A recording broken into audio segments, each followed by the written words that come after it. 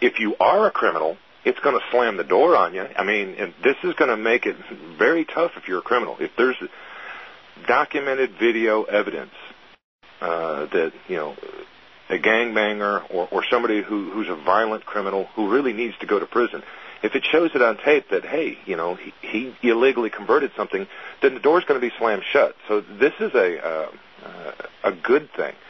And the better thing is if there's some funny business, it's going to show up on the tape.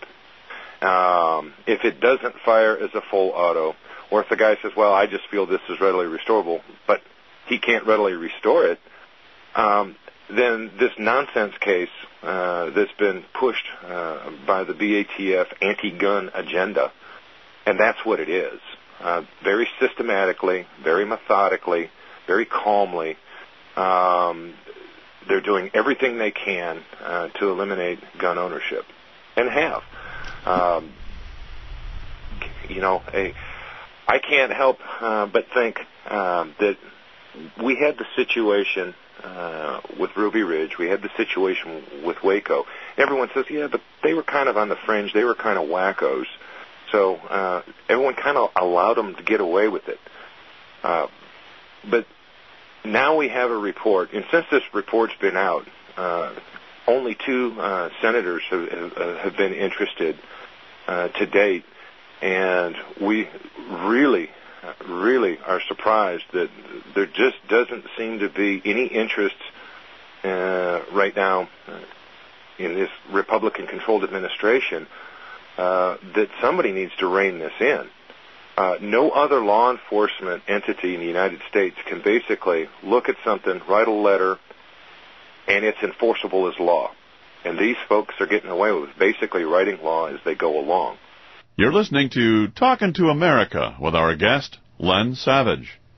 Here once again is your host, Aaron Zellman. You've been telling people this information now for probably a year, and you came to JPFO for help.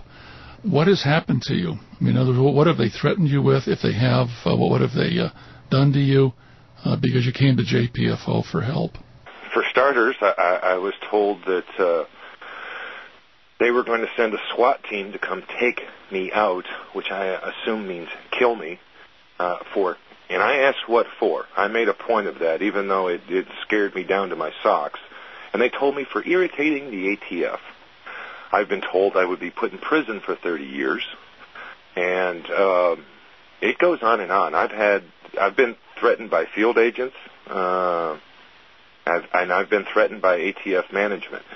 I've appealed to the director of the Bureau of Alcohol, Tobacco, and Firearms, Mr. Carl J. Trescott, in a letter last June. I sent it FedEx with a copy of JPFO's DVD.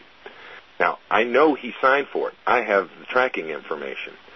I also know that 48 hours after he signed for it, Mr. Glover's attorney got a call and he got his guns back. So I assume he watched the DVD and was appalled. But Mr. Trescott hasn't saw fit to even acknowledge my letter, let alone investigate it. And I laid it out to him in specific terms. Look, this person on this date made this threat. This other person made this threat on this date. You know, I'm seeking your personal guarantee that the threats and the intimidation will stop. And instead of stopping, it's gotten worse. Right now, they've declared war on me, to say the least. They're performing what's called an economic Waco. Since the lifeblood of my business is research and development, they refuse to even communicate with me. I'm talking they won't communicate through written correspondence. They will not answer the phone. And even though I'm a licensed manufacturer and a special occupational taxpayer, an SOT is what it's called for short. An SOT holder means I'm allowed to build machine guns if I so choose. But they won't. They've seized my property. They haven't given it back. They won't give me any classification letters. They won't talk to me on the phone. And they won't answer any other correspondence that's been sent their way. This is because you're working with JPFO, or you think this is just standard procedure? Well, it has more to do with working with JPFO. Like I said, Mr. Spurgeon, who abruptly retired last month, the Enforcement Programs and Services Director, told me that basically the ATF didn't like those opinions being posted, and they saw it as a threat. And because of that, everything was going to slow down because they were going to have to run everything they gave me through their general counsel, Miss Teresa Figueretta. And I've spoke with Miss Figueretta once, and her parting words were rather chilling. Don't worry, Mr. Savage, we'll get to you. So it's pretty clear, it's pretty obvious what they want to do. They'd love to throw me in prison, but the problem is that I'm going out of my way not to violate the law. That I don't want to violate the law, and that's why I started asking the questions in the first place. So now, with this economic Waco, they're going to burn down my company financially. What do you think gun owners can do to help prevent this type of situation happening again? This is an easy answer. Download the report from JPFO that came from the Congressional Research Service. Send it directly to your senator. Senators are different animals, and they have a lot more power. Demand that they look into this incident. Demand that they call hearings.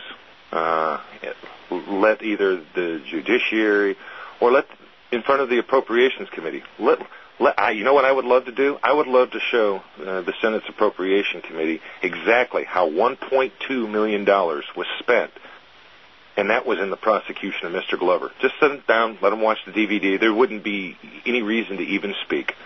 Here's $1.2 million of the American taxpayers you entrusted to the BATF, and this is how they're spending it. And quite frankly, if we can't get their attention any other way, maybe it's time to cut off funding to the Department of Justice or cut off funding to the BATF.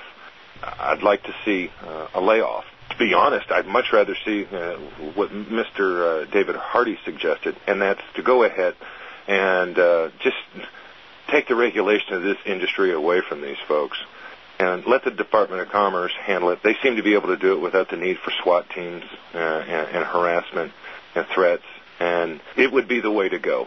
But one step at a time. One last question. Any speculation as to why the government of the United States, both Democratic and Republican, in previous administrations and the present one, it seemed to have no problem with a bunch of government criminals threatening you?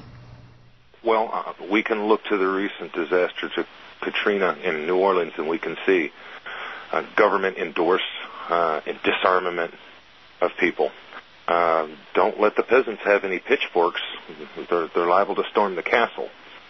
I think that the American public scares the daylights out of our government right now.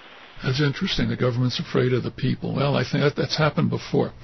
Well, Len, I want to thank you very much for being our guest today on Talkin to America. Our subject has been about the arrogance and treachery of the Bureau of Alcohol, Tobacco, and Firearms. I've been your host, Aaron Zellman, and I want to remind all of you, if you won't defend your rights, don't complain when you lose them. Opinions expressed on this program do not necessarily reflect those of JPFO.org or its members. Talkin to America is a production of JPFO.org.